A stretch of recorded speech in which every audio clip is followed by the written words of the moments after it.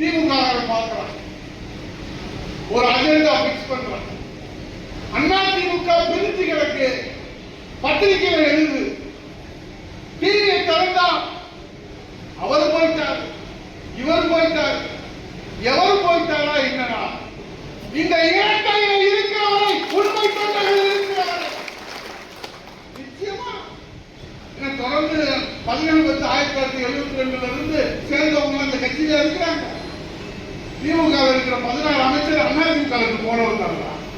அப்ப அதிமுக நாங்கள் சோர்ந்து விட்டோமா? இல்லை, திமுக எதிர்ப்பதுதான் அண்ணா திராவிட முன்னேற்ற கழகத்தில் பின்னாங்கிட்டோமா? KK-சார் ஏவாவில இருந்து வரிசையா செந்தில் பாலாஜியிலிருந்து யார் இருந்தாலும் பதவி தர்றாங்க.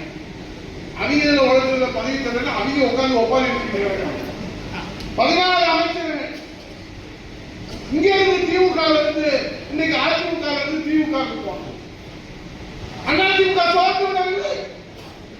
ஆகவே இன்னைக்கு திமுக ஒரே அஜெண்டா அதிமுக பிரிந்து கிடக்கிறது என்ற மாய தோற்றத்தை உருவாக்குவதற்காக மீடியாவுக்கு கோடிக்கணக்கிலே கொட்டி கொடுக்கிறார்கள். பத்திரிகைகளிலே இன்றைக்கு இந்த அவதூறு செய்திகளை பரப்புகிறார்கள். எதை நீங்கள் பரப்பினாலும், என்ன அவதூறுகளை பரப்பினாலும், புரணியை கிளப்பினாலும் இன்னொரு பொருளையை கிளப்புவாங்க.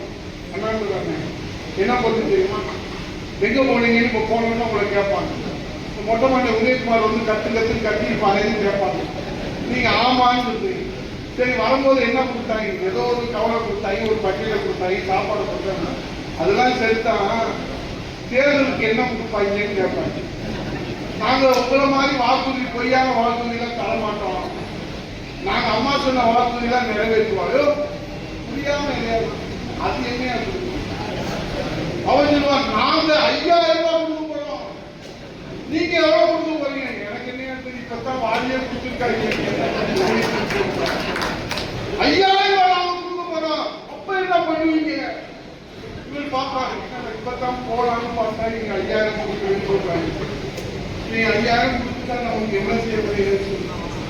நிக்கிற வேட்பாளர் யாரோ பாவம், யாருக்கு பிள்ளையோ அது 5000 கொடுத்தா நம்ம என்னடா பண்றது? ஒரு மன்னன் இப்ப சொல்ற எழுதி வச்சுக்கிற பத்திரத்துல கைக்கு ஒரு